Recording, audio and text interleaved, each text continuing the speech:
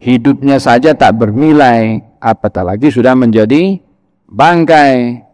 Kata Nabi, dunia di sisi Allah lebih hina daripada ini bangkai yang kamu tengok itu. Katanya, jangan mengatakan jangan menghardik, dan katakan kepada keduanya kata-kata yang baik. Yani diukur sikap anak kepada orang tua itu jangankan pada perbuatannya, jangankan pada wajahnya yang nampak macam harimau.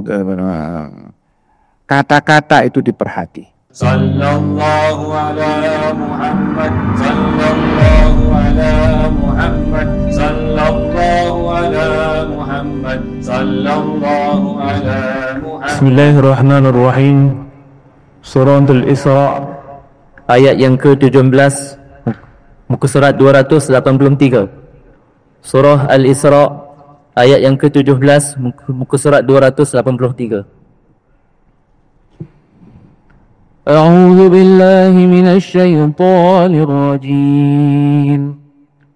Bismillahirrahmanirrahim. وكم أهلكنا من القرون من بعد نوح وكفى بربك بذنوب عباده خبيرا بصيرا من كان يريد العاجلة عجلنا له فيها ما نشاء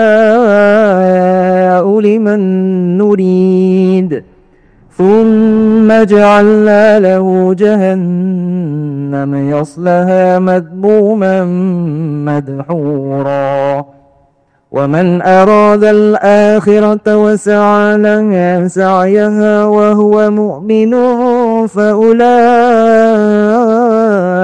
كان سعيهم مشكورا كلا نمد هؤلاء وهؤلاء من عطاء ربك وما كان عطاء ربك محظورا انظر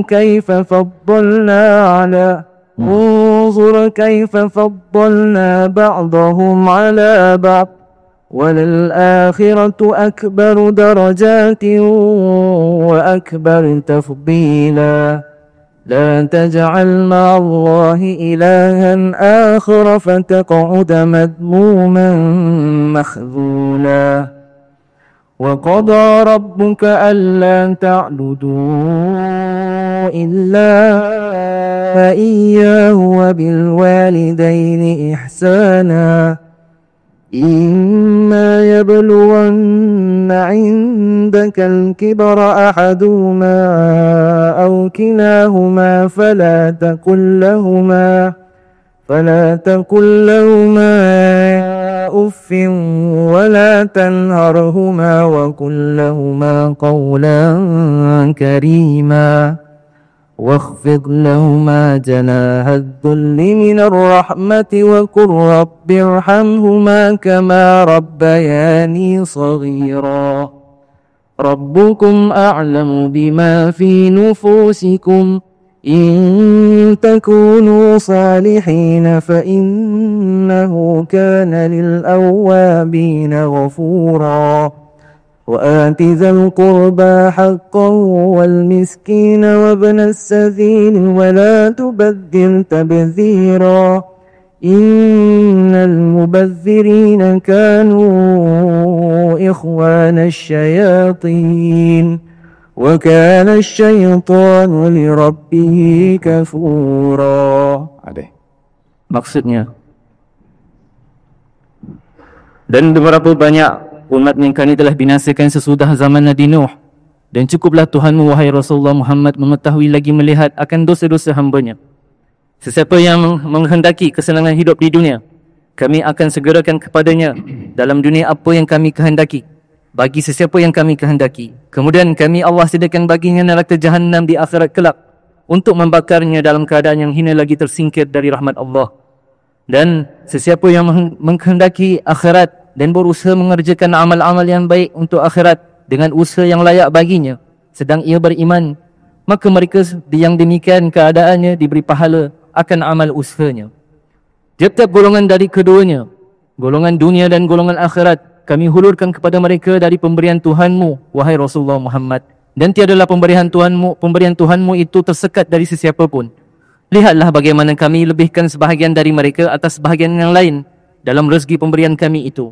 Dan sesungguhnya pemberian di akhirat lebih besar tingkatan-tingkatan perbezaannya dan lebih besar tambahan-tambahan kelebihannya.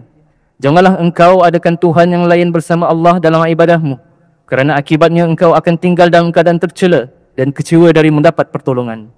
Dan Tuhanmu telah perintahkan supaya engkau tidak menyembah melainkan kepadanya semata-mata, dan hendaklah engkau berbuat baik kepada orang tuamu jika salah seorang dari keduanya atau kedua-duanya sekali sampai pada umur tua dalam jagaan dan peliharaanmu, dan janganlah engkau berkata kepada mereka dengan sebarang perkataan kasar, sekalipun dengan perkataan dan janganlah engkau menengking menyergah mereka, tetapi katakanlah kepada mereka perkataan yang mulia, yang bersopan santun.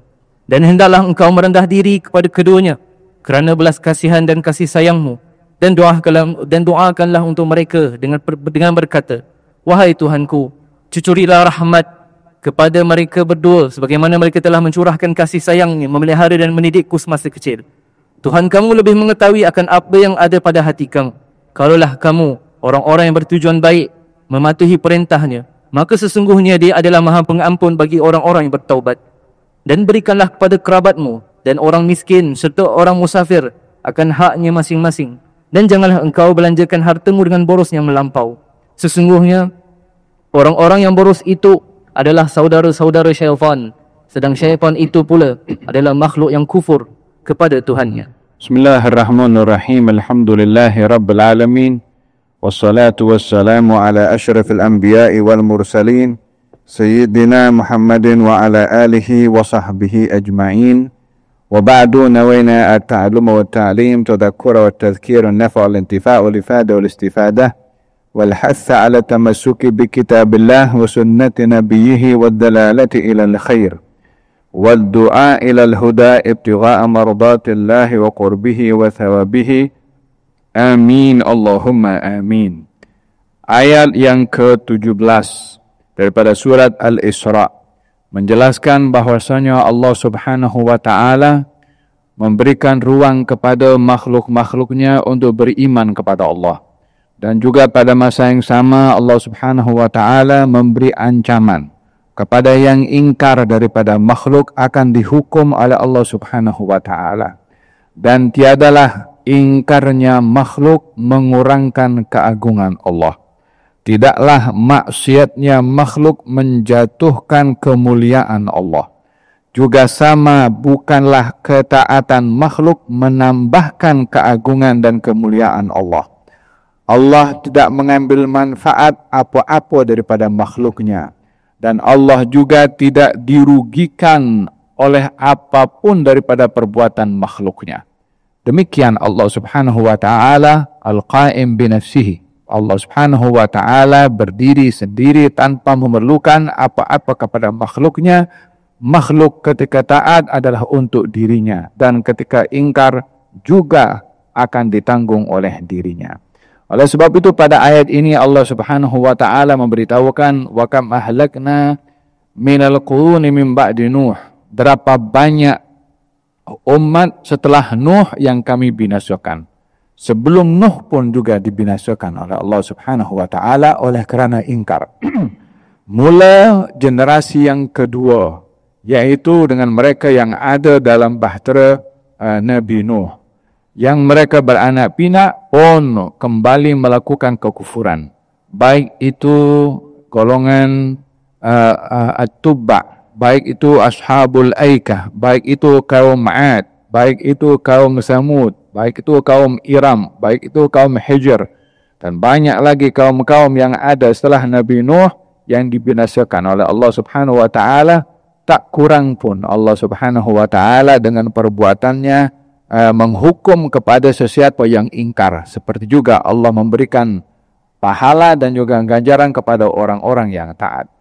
apa yang berlaku kepada umat-umat yang terdahulu dengan ingkarnya dihukum oleh Allah Subhanahu wa taala akan berlaku juga kepada kamu wahai umat Nabi Muhammad sallallahu alaihi wasallam. Bukanlah kamu menjadi pengecualian daripada umat-umat yang terdahulu kalau ingkar. Mereka ingkar dihukum, kamu pun kalau ingkar juga akan dihukum tanpa ada pilih kasih daripada semua makhluk Allah. Yang taat pasti akan diberi pahala, yang bermaksiat pasti akan dihukum. Hanya perbezaan hukuman itu ada yang dibinasakan di dunia, ada hukuman yang akan ditanggung oleh mereka nanti di akhirat. Makanya wakam ahlakna, kalimat dalam Al-Quran bila dikatakan wakam dan berapa banyak, maksudnya kiraan kita untuk memberitahukan banyak, yang terjadi lebih banyak. Apa yang kita sangka banyak, yang berlaku lebih banyak. Artinya kalau dalam Quran disebutkan wakam dan berapa banyak, maknanya banyak sekali. Bila yang berlaku kepada mereka dihukum banyak sekali, kamu merasa mau selamat dari hukum, cara berpikir kamu bagaimana? Yani sebelum kamu umat sekian banyak itu dihukum karena mereka kufur, lalu kamu kufur tidak dihukum. Apa menyebabkan keistimewaan kepada kamu untuk tidak dihukum sementara yang sebelum kamu juga dihukum oleh Allah Subhanahu wa taala? Wa kam ahlakna min lamil quruni min ba'di Nuh, setelah Nabi Nuh dibinasakan ramai oleh Allah Subhanahu wa taala. Wa kafa bi rabbika bi dzunubi ibadihi khabiran basira. Cukup Allah Subhanahu wa taala maha mengetahui akan dosa-dosa hambanya yang dihukum oleh Allah Subhanahu wa taala. Artinya Allah tidak akan menghukum mereka yang tidak berdosa, tapi yang akan dihukum oleh Allah adalah mereka yang berdosa. Dengan demikian dosa itulah yang menjadi sebab turunnya hukuman dan bala serta musibah dari Allah Subhanahu wa taala. Kemudian man kana yuridul ajilah, barang siapa yang mahukan dunia, yakni umat-umat sebelum kamu ingkar kepada nabinya, diajak beriman enggan, diberitahukan untuk taat, untuk mendapatkan pahala di akhirat, tidak mahu. Justru mereka mahu kenikmatan di dunia yang sesaat. Mereka memilih dunia dengan kenikmatannya, melakukan pelanggaran-pelanggaran yang dilarang oleh Allah Subhanahu wa taala. Larangan-larangan yang dilanggar oleh mereka semata-mata ingin menikmati kenikmatan keduniaan atau memenuhi syahwat dan hawa nafsunya. Katanya man kana yuridul ajilah, yang mahu dunia, memilih untuk dunia, ajjalna fiha lahu ma nasya, ajjalna lahu fiha ma nasya liman nurid. Kami segerakan akan kasih. Kamu mahu dunia, mahu nikmat, mahu penuhi syahwat kamu, oke, ajalna lahu fiha. Ya, kami bagi. Dia pun hidup di dunia dengan kesombongannya, hidup dunia dengan takaburnya, dengan kufurnya, dengan menggunakan kekuasaannya menindas kepada orang lain, mengambil hak orang lain. Dia buat apa saja. Dia penuhi syahwatnya untuk dipuaskan apa saja. Dia mahu, mereka pun dapat di dunia. Ajalna lahu fiha ma nasya liman nurid.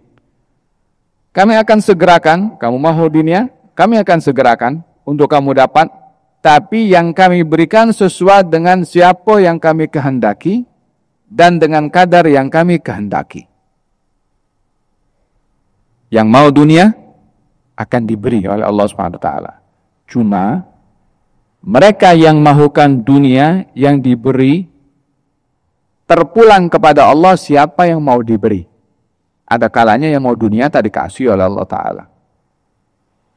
Mereka yang diberi, yang mahal dunia, diberi, kadar pemberiannya juga terpulang kepada Allah, bukan terpulang kepada yang mau dunia. Ada orang mau dunia, mau apa? Saya mau pilih, mau jadi mau memiliki 10 banglo. Ternyata dapat rumah flat, contoh. Dia minta 10 banglo, tapi dikasih flat. Atau dia minta flat, dikasih 10 banglo. Terpulang kepada dia. Jadi, yang nahu dunia, kemahuannya bukan menentukan dia dapat. Yang mahu dunia, kalau ingin dapat sesuai dengan apa yang diinginkan, yang didapat belum tentu sesuai dengan apa yang diinginkan. Yang menentukan dia. Yang punya dunia siapa? Ya dia juga. Ya terpulang kepada dia mau bagi kepada siapa. Ini dunia bukan kita punya mau bagi-bagi kepada sesiapa. Berapa banyak orang mau kejar dunia, belum sampai inna lillahi wa inna ilaihi raji'un, tak boleh dapat juga. Dia kejar dunia ingin dapat, ternyata dapat sedikit daripada apa yang dia cari. Ajalna lahu fiha ma nasha liman nurid. Jadi omong kosong kalau seseorang mengatakan saya mesti dapat apa yang saya inginkan. Bukan awak punya ini. Dia yang punya. Dia yang akan bagi. Terpulang kepada dia. Cuma kalau yang menjadi matlamat yang dicari hanya keduniaan, ya maksudnya tidak ada apa-apa di akhirat. Mangkana yuridul ajilah ajalna lahu fiha ma nasha liman nurid thumma ja'alna lahu jahannam, kami jadikan dia neraka jahannam.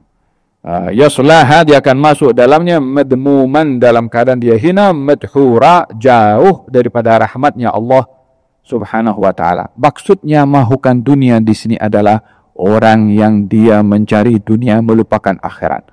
Orang yang mendahulukan dunia berbandingkan akhirat. Orang yang dia karena keduniaannya dia langgar amalan-amalan yang membawa kebaikan di akhirat. Dunia menjadi penghalang kepada dia untuk mendapatkan kebaikan di akhirat.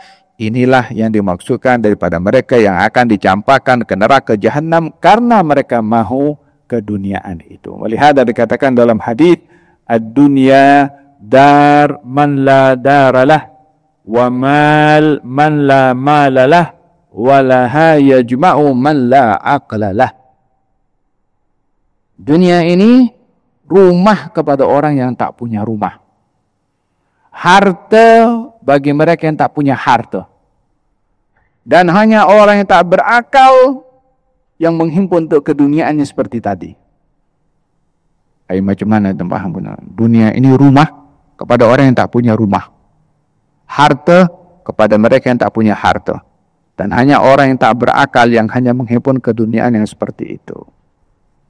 Maksudnya adalah dunia ini rumah kepada yang tak punya rumah. Orang yang dia tidak merasa dirinya ingin masuk syurga di akhirat, yang itu adalah merupakan rumah sebenar, maka dia memilih rumah di dunia karena tak berkeyakinan adanya rumah di akhirat. Kan akhirat itu kan dikatakan rumah juga. Waladarul akhirah. Dan rumah di akhirat lebih baik daripada di dunia. Wa inna daral akhirata lahiyal hayawan. Sesungguhnya rumah di akhirat, dar itu kalau arti bahasanya, rumah di akhirat itu sebenar-benar tempat untuk kita hidup di rumah itu. Jadi dalam Quran mengatakan rumah itu ada dua, ada rumah di dunia, ada rumah di akhirat. Namun hakikat rumah yang sebenar itu di akhirat. Jadi yang tak mahu rumah di akhirat, tak mahu di akhirat, ya mana lagi tempatnya? Ya rumah di dunia, tapi di akhirat tidak ada apa-apa tempat bagi dia. Oleh sebab itu dikatakan dunia ini rumah kepada orang yang tak punya rumah di akhirat. Harta yang bagi mereka yang tak mau harta di akhirat. Harta di akhirat ya apa yang Allah Subhanahu wa ta'ala sediakan di surga. Dan hanya orang tak berakal menghimpunkan di rumah yang hanya di dunia kalau dia tak dapat di akhirat. Bukankah orang kumpul dunia sekarang kan, kalau dia, ini contoh, kalau tak ada orang berkeyakinan tidak akan dia pergi ke dia akan hilang kenikmatan di akhirat. Dia hidup di dunia itu kumpul, dia punya kredit card ada 97, kemudian dia punya saham itu di setiap mana-mana ada syarikat di dunia, dia ada bahagian saham 99.9%. Walhasil punya segala-galanya. Ba'den datang ajal, inna lillahi wa inna ilaihi raji'un. Kemana dia akan pergi dunianya?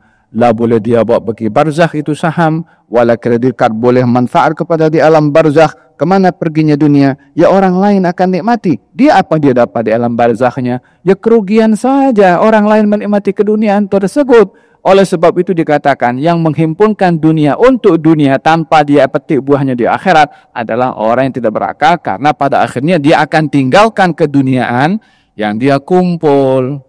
Ya kan, ada orang nak menikmati keduniaan di alam barzakh. Jangankan alam barzakh. Kita kalau baru-baru ini kita pergi ziarah, ada satu orang, kita ziarah orang tua. Sudah tua dia, sudah ziarah. Kita ziarah orang sakit nih kan. Kita belajar ke ziarahnya. Allah Habib, sekarang dunia ini tak ada Habib. Saya sudah bagi semua Habib. Ayo dikumpul dulu masa bekerja. Dia Tapi sudah sampai pada usia tia sikit, dah tak ada lagi fungsi, dah tak ada keinginan. Nak sedekah, nak bagi sini, nak bagi. Artinya apa yang dia simpan selama ini, dengan usia dia sudah tua, tak lagi diperlukan. Mau kawin tidak boleh.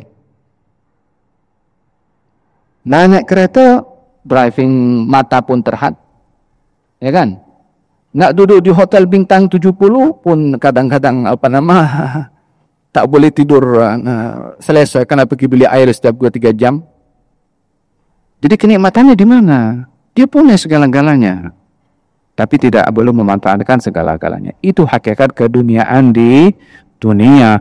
Tapi di akhirat, tua tidak ada, beli air tak ada, dapur tak ada. Ya kan? Oh iya. Kalau semua itu tak ada, umur tak berubah. 30-an terus. Yang rambut putih di dunia semuanya bertukar rambut hitam. Yang dulu tak ada gigi, bahkan di akhirat sana banyak gigi. Tak ada runtuh. Subhanallah, kesempurnaan itu yang dikatakan tempat yang tiada lagi kesusahan. Di mana? Di sana. Tapi tidak mungkin di sini mau senang, di sana senang. Tidak mungkin. Mesti susah di sini baru senang di sana. Kan kata pepatah, berakit-rakit ke hulu, berenang-renang ke tepian. Ya, bersakit-sakit dahulu, bersenang-senang kemudian. Ya, kemudian itu di akhirat. Itu yang paling utama sekali. Di dunia amal. Walihada kata baginda Rasulullah, kadang mengatakan ada jenazah tiba pergi ke kubur, mustarihun atau mustarah. Ini orang sedang rehat atau orang lain yang rehat daripada dia. Ini orang nak pergi ke barzakh. Kata Nabi, ini orang nak pergi rehat atau orang lain yang rehat. Masuk barzakh rehat. Iya, pensiun. Tak lagi bekerja, nak petik buah di alam barzakh. Iya, di dunia tempat kerja. Di barzakh tempat pensiun sebenar. Random KWSP akan terima di alam barzakh. Tapi bukan KWSP yang dibuat oleh manusia. Tanaman yang kita simpan dengan Allah subhanahu wa ta'ala, kita akan petik di alam barzakh. Hada hakikat yang tak ada pilihan yang lain. Tidak ada alternatif lain. Itu hakikat terjadi kepada semua manusia. Man kana yuridul ajilata ajjalna lahu biha ma nasha liman nurid thumma ja'alna lahu nara jahannam yuslaha madmuman madhura. Wa man arada al-akhirah, itu yang mahu dunia tadi seperti itu. Wa man arada al-akhirah, satu hari baginda Rasulullah nampak bangkai anjing. Kemudian agak cacat anjing itu. Kemudian baginda Rasulullah SAW memanggil para sahabat. Siapa di antara kamu yang mau beli ini bangkai seharga 1 dirham? Kata sahabat, ya Rasulullah,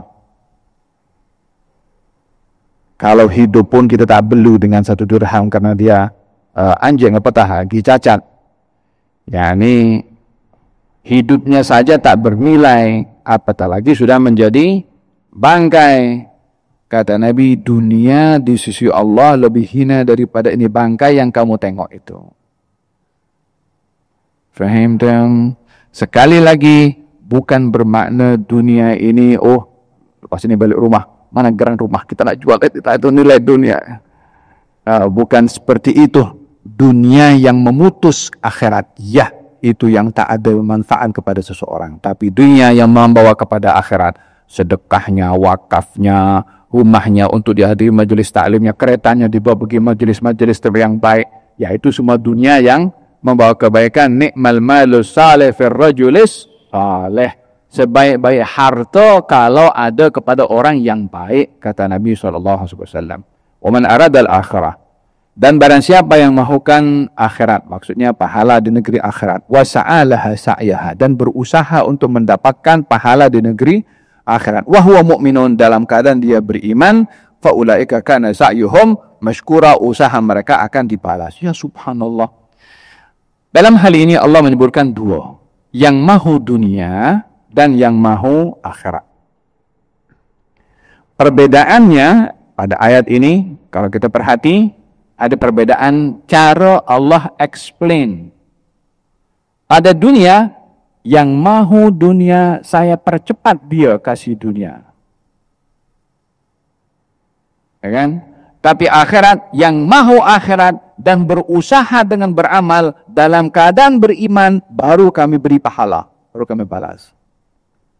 Atau bezanya. Dalam dunia, yang mahu dunia dan dia kejar dunia, bersungguh-sungguh cari dunia, dia tak macam tu.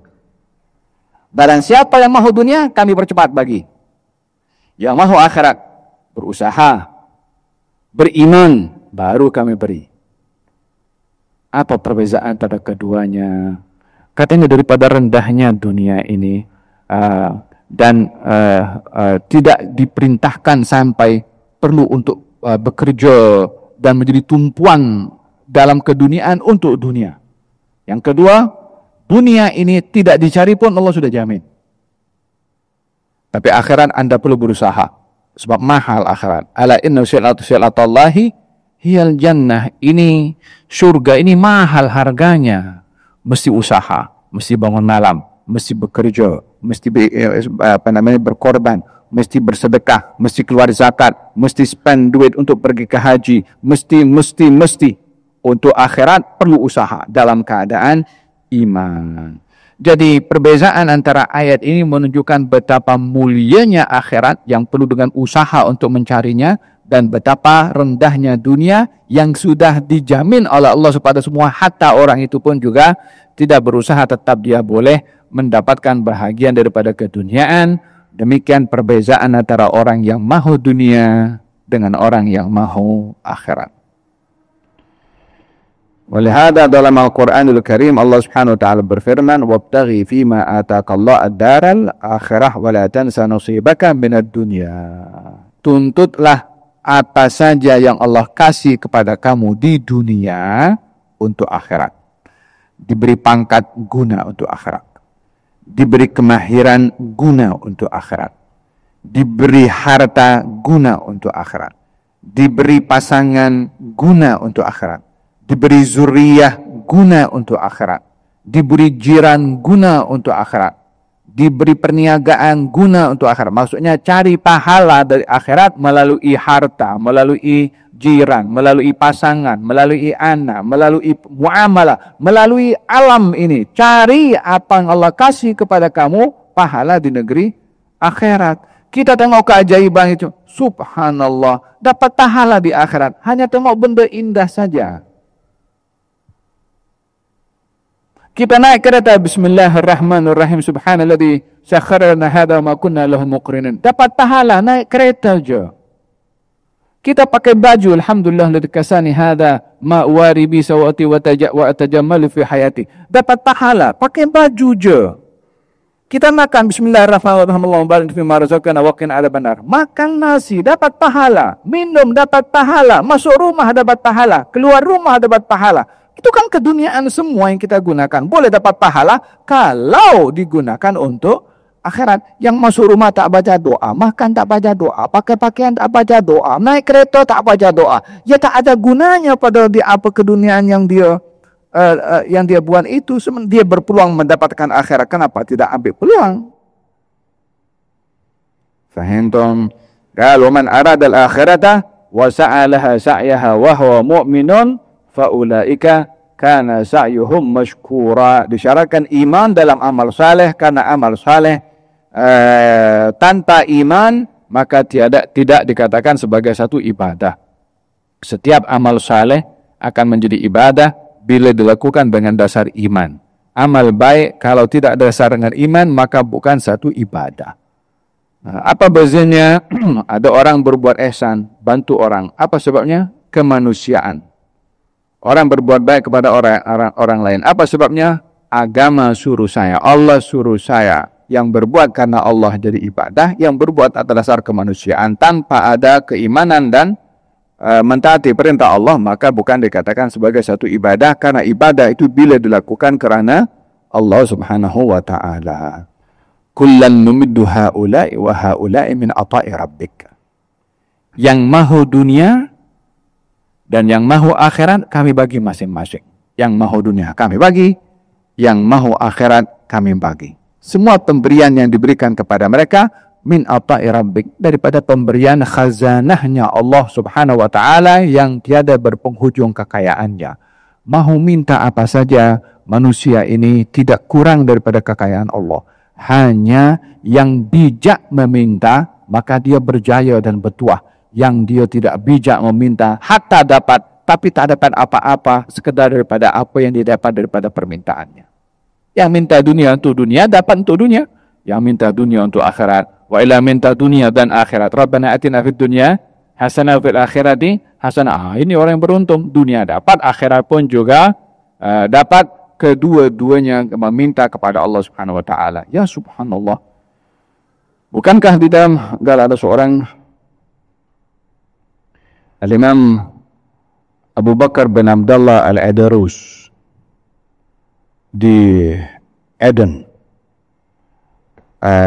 Kalau berjalan itu dia naik kudanya, kadang-kadang itu dipasangkan karpet merah. Ini kan kalau kita nampak sekarang, dulu zaman itu tahun berapa ya, lebih kurang mungkin 800-an lebih kurang Hijriyah, 800-an Hijriyah. Sekarang sudah 1400 lebih ke 800 tahun, mungkin 600 tahun yang lalu lebih kurang. Itu karpet merah sudah ada waktu itu. Jadi diantaranya kalau dia datang itu disambut oleh orang dengan karpet merah. Ialah karpet maksudnya untuk dia lalu di situ. Wah, dia orang alim besar. Dia seorang yang arif billah. Ada seorang kafir Yahudi mendekati kepada Al-Imam Abu Bakar bin Abdullah Al-Adarus.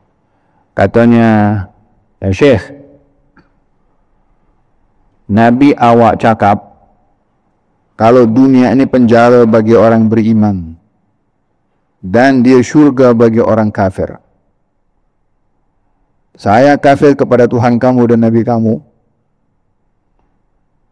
Tapi Nabi kamu mengatakan kalau dunia ini penjara bagi kamu, sekarang jadi penjara siapa? Saya atau kamu? Kamu dengan karpet dibuat atau naik atas kuda, orang pun sambut juga. Saya hidup susah, ini Yahudi susah hidupnya nih. Yang di dunia siapa, yang di surga siapa ini? Kata Imam Abu Bakar bin Abdullah, makanya hadha, apa yang kamu lihat pada kenikmatan saya ini pada saat ini, yang kamu tengok secara zahir sebagai satu surga, bagi kami nanti di akhirat adalah sijin. Inilah penjara. Keadaan kamu saat ini yang masih boleh bergerak ke sana ke kemari walaupun susah tapi boleh makan, dibandingkan dengan adat yang kamu terima kalau tidak beriman, ini hidup di dunia surga bagi kamu. Demikian tidak diukur seseorang pada kehidupan pada zahirnya. Pada kehidupan zahirnya. Naam. Wa kullan namidu haula'i wa haula' min ata'i rabbik wa ma kana ata'u rabbika mahdzura. Semua yang minta kepada Allah Subhanahu wa taala, semua minta kepada Allah dan dikasih. Iblis pun minta kepada Allah Subhanahu wa taala, wa ma kana ata'u rabbuka mahdzura, dan tiadalah pemberian Allah Subhanahu wa taala akan terhalang. Allah bila ingin membagi, tak ada siapa yang boleh halang.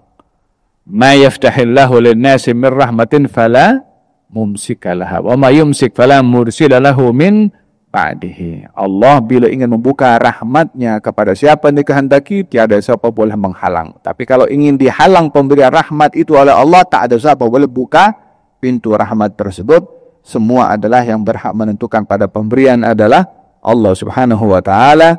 Undur kaifa faddalna ba'dhum ala ba'd. Coba kamu tengok kepada mereka itu yang mahu dunia dengan yang mahu akhirat, dan pikir coba.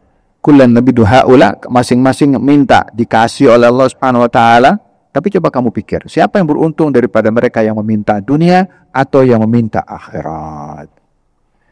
Ini diceritakan oleh Allah kepada umat Nabi Muhammad SAW atas apa yang berlaku pada umat yang terdahulu. Berpeluang mendapatkan dunia dan akhirat, hanya perlu sesaat susah di dunia, justru mereka enggan untuk mendapatkan kesusahan dunia dan kenikmatan kekal abadi di akhirat. Justru mereka memilih untuk dunia sahaja. Mereka dapat apa yang mereka inginkan di dunia. Namrud dengan kerajaannya, Fir'aun dengan kerajaannya, kaum Ma'ad dengan kekuatannya, kaum Samud pun juga demikian. Masing-masing meminta dikasih oleh Allah Subhanahu wa taala kemahiran, kepakaran, boleh pahat itu gunung jadi rumah, untuk menjadikan tempat itu tempat yang kemegahan umat pada satu ketika dahulu. Akhirnya La dia punya kemahiran, wala dia punya harta, wala dia punya emas, wala dia punya apa-apa boleh menyelamatkan mereka. Hancur habis ditinggalkan oleh dengan datang adab dari Allah Subhanahu wa taala kepada mereka, dan tiada apapun yang mereka dapat pada kenikmatan la dunia apatah lagi akhirat. Undur kaifa faddalna ba'dahum ala ba'din walal akhiratu akbaru darajatin wa akbaru tafdila. Akhiratlah yang lebih baik darjatnya untuk dicapai dan lebih baik kemuliaannya. yakni janganlah mendahulukan keduniaan berbandingkan akhirat. Jadikanlah dunia itu jembatan menuju akhirat. Paham dong? Gal wasiat Rasulullah kepada Sayyiduna Abdullah bin Umar, ya. Katanya, kun fid dunya kanaka gharibun aw abir sabil. Jadilah kamu dunia umpama orang asing atau orang yang melintasi jembatan. Orang asing akan balik kampung. Yang lintas jembatan tak akan kekal berada di jembatan, akan terus lewat di situ. Dunia umpama seperti itu. Orang asing kita balik kampung. Mana kampungnya? Nanti di akhirat. Bermula dengan ajal datang. Dan itu adalah kepastian yang menunggu masing-masing dengan waktu yang berbeza-beza. Naam, la taj'al ma'allahi ilahan akhar fatakuda madhmuman makhdhulah.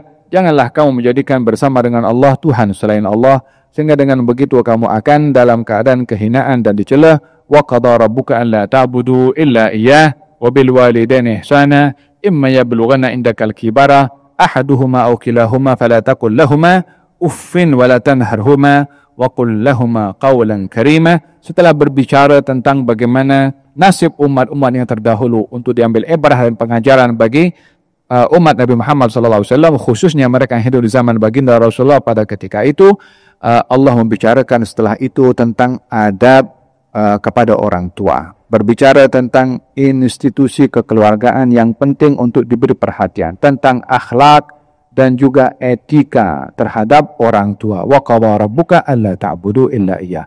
Allah sudah menentukan dalam qada qadarnya. Allah sudah membuat qarar, keputusan. Allah sudah menjatuhkan hukum. Allah sudah mewajibkan apa yang sudah ditentukan hukumnya oleh Allah. Alla ta'budu illa iyyah. Jangan kamu menyembah selain kepada Allah Subhanahu wa taala. Kemudian wabil walidaini ihsana. Terus setelah perintah beribadah menyembah Allah, yang kedua adalah berbakti kepada kedua orang tua. Ingin memberitahukan bahwasanya ketinggian ibadah kepada Allah setelah iman kepada Allah adalah berbakti kepada orang tua. Berbakti kepada orang tua. Kemudian imma yablughanna, dibjelaskan oleh Allah macam mana kita nak berbakti kepada orang tua. Adakah kalau orang tua itu yang bagi duit, orang tua yang manjakan, orang tua yang berperhatian, orang tua yang sayang kepada kita, kita berbakti? Adakah begitu saja orang tuanya yang memiliki harta, adakah itu saja yang kita berbakti? Imma yablughanna indakal kibar. Kalau salah seorang daripada orang tua kamu itu sudah tua, au kilahuma, atau kedua-duanya sudah tua, fala taqul lahumā uffin, kamu jangan mengatakan kepada keduanya ah. Pikir-pikir, kalau orang tua sudah tua, kenapa Allah suruh kita mengatakan tak boleh kata ah? Apa kaitan orang tua sudah tua dengan sikap kita kepada orang tua tak boleh kata ah? Yani maknanya, kalau salah seorang daripada orang tua kamu sudah tua atau keduanya sudah lanjut usia, kamu akan berhadapan dengan mereka satu sikap, satu perbuatan yang menguji kesabaran kamu, menguji emosi kamu, menguji segala apa yang kamu miliki, diuji semua dengan orang tua. Kalau sudah lanjut usia, maka ujian kamu kepada orang tua kamu kalau sudah tua, kamu jangan mengatakan ah. Wala tanharhuma, kamu jangan menghardik keduanya. Wa qul lahumā qawlan karīmā, katakanlah kepada keduanya kata-kata yang baik. Subhanallah. Katanya, jangan mengatakan ah, jangan menghardik, dan katakan kepada keduanya kata-kata yang baik. yakni diukur sikap anak kepada orang tua itu jangankan pada perbuatannya, jangankan pada wajahnya yang nampak macam harimau. Kata-kata itu diperhati. Tak kuat Habib. Cerewet sangat. Macam-macam dia minta. Lalu mau diubah ini ayat. Nak bagi tahu, lawan kepada orang tua kamu sudah membebel. Ayat ini sudah begini, nak buat macam mana? Tuhan yang menciptakan kita dan menciptakan orang tua kalau sudah usia tua yang menjadi kabaran kepada si anak, dia mahu anak itu menghadapi dengan orang tuanya dengan seperti itu. Tuhan tak tahu ke kalau orang tua sudah tua akan bikin ujian kepada anaknya. Justru orang tua mahu anaknya itu masuk syurga dengan sabar dengan kerana orang tua. Jadi sepatutnya anak kalau dapat orang tua yang membebel, alhamdulillah.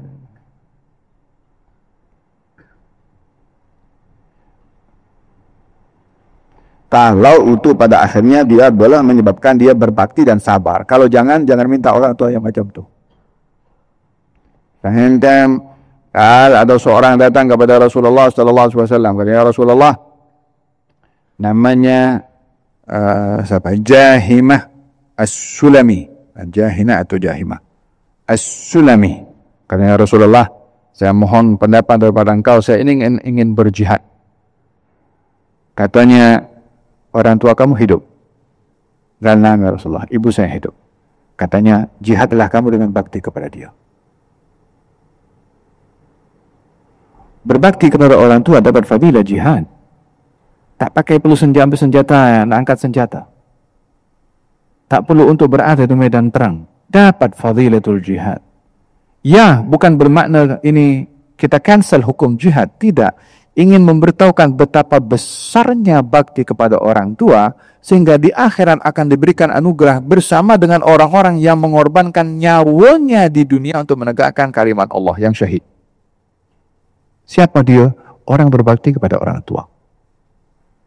Zaman ini ramai orang tua yang mengadu. Yang anaknya hanya setahun sekali datang, wa'ala karena sibuk dengan urusan kerja, mungkin sebulan sekali, wala seminggu sekali. Atau datang hanya cium tangan saja, lepas itu apa yang berlaku kepada orang tuanya dia tak peduli. Berapa banyak orang tua, ya tak boleh buat apa. Sibuk anak-anak. Tak ada yang berharga untuk kita beri perhatian lebih daripada orang tua kita.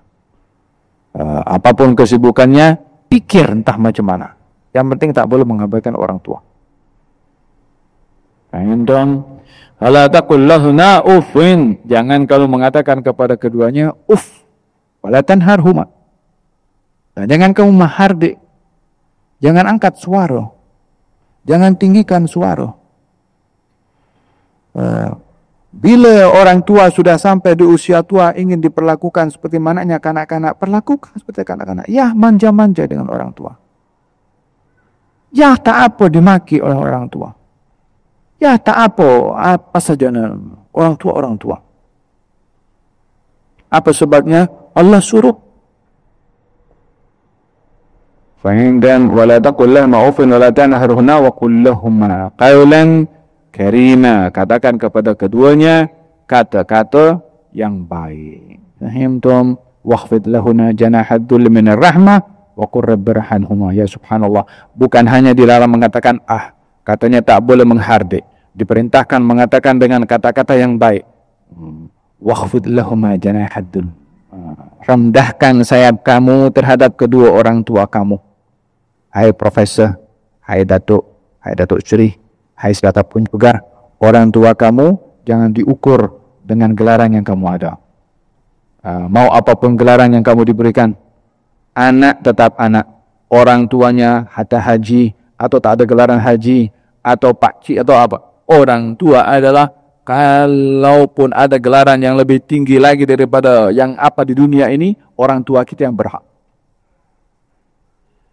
Bila ada orang akan menghormati dengan gelaran apapun yang ada karena gelarannya, oh ini orang datang dengan punya gelaran macam-macam. Orang tua kita datang. Mana kita dahulukan untuk kita sayang, untuk kita sanjung. Kita punya orang tua. Fulan ini apa namanya, dia gelarannya banyak profesor dia. Ini orang tua ini atuknya profesor. Alas, tak ada gelar lagi yang lebih layak untuk diberikan penghormatan selain dia adalah kita punya orang tua.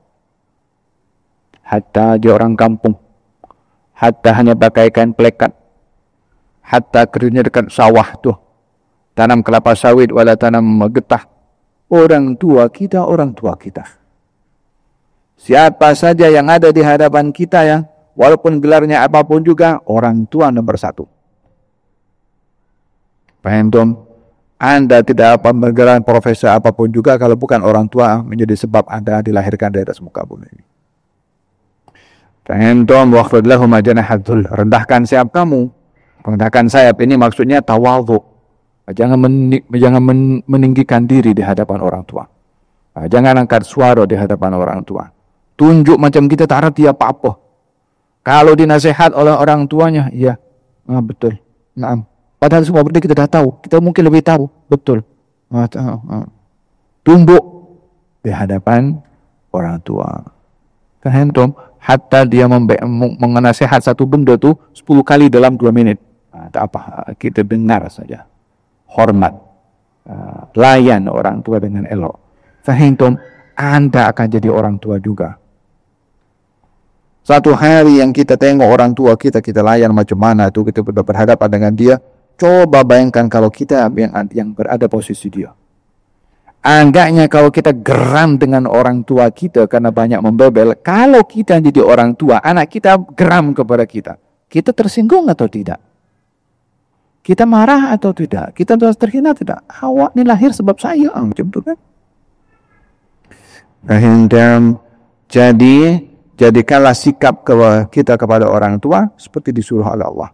Jangan kata jangan berbuat yang tak elok, kata yang baik, rendahkan sayap kamu kepada keduanya, janahadzul minar rahmah, sebagai tanda kamu kasih dan sayang pada orang tua kamu. Wa qul, katakan kepada Allah, Rabbirhamhuma kama rabbayani shaghira. Dilarang untuk mengangkat suara, dia mengatakan diperintahkan untuk tidak menyikapi dengan sikap yang kasar. Kemudian diperintahkan untuk berkata yang baik, diperintahkan untuk merendahkan sayap kita, diperintahkan untuk mendoakan. 5. Allah Subhanahu wa taala berikan arahan kepada anak untuk menyikapi kepada orang tuanya. Wa qur rabbirhamhuma kama rabbayani shaghira. Berbuat baik kepada orang tua, jangan tunggu hari ibu. Jangan tunggu hari ayah. Berbuat kepada orang tua setiap saat. Sebelum Anda kehilangan. Sebelum berlaku kepada Anda beda jadi orang tua nanti. Fahimtum? Nah.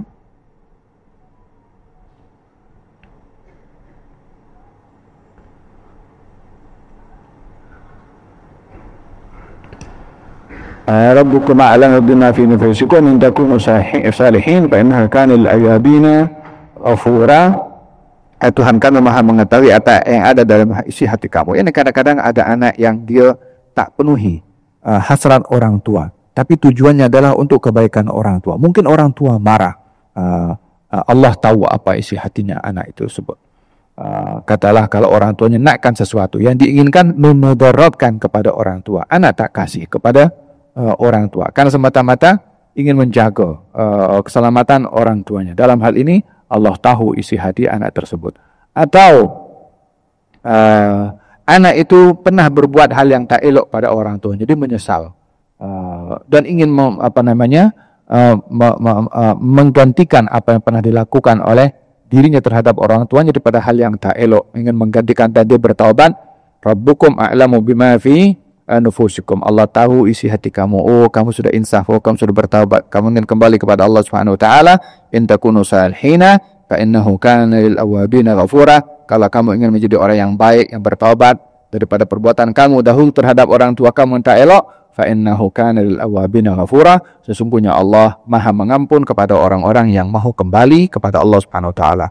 Minta maaf pada orang tua, minta dihalalkan apa yang pernah dilakukan olehnya kepada orang tuanya, sungguh-sungguh untuk kembali kepada Allah Subhanahu wa taala dengan tidak mahu menyakiti orang tuanya sekali lagi, maka Allah Subhanahu wa taala Maha mengampun ke atas kesalahan anak tersebut. Wallahu taala alam. Lihada fil hadis dikatakan, katanya amalan yang berpanjangan sampai ke alam barzakh, amalan bakti kepada orang tua. Ini berbakti kepada orang tua bukan hanya di masa hidupnya, tapi setelah wafatnya. Kata Rasulullah, adakah amal yang boleh berterusan anak kepada orang tua sama dengan amalan berbakti kepada orang tua di masa hidupnya kalau sudah wafat? Katanya ada. Apa itu? Salat, yang menjadi imam kalau orang tuanya meninggal dunia. Yang kedua, mendoakan setiap saat kepada orang tuanya. Yang ketiga, menunaikan wasiat. Orang tuanya kalau sebelum meninggal dunia nggak ada wasiat. Yang keempat, menyambung kerabat, menyambung teman-temannya, yakni kawan-kawan kawan-kawan orang tua kita disambung balik. Kalau orang tua dulu sudah pernah beri sambung kepada, kalau orang tua sudah menziarah kepada orang itu, disambung silaturahim dengan orang tersebut yang ada hubungan persahabatan dengan kita punya orang tua. Yang terakhir adalah menyambung tali silaturahim yang terkait dengan orang tua kita. Kalau tadi teman kita sambung, yang ini adalah kerabat yang kita sambung karena ada hubungan kerabat dengan orang tua kita sebelah. Hubungan orang tua dengan kerabat-kerabatnya disambung balik oleh anak, itu bahagian daripada bakti anak kepada orang tua. Jazallahu anna sayyidana Muhammadan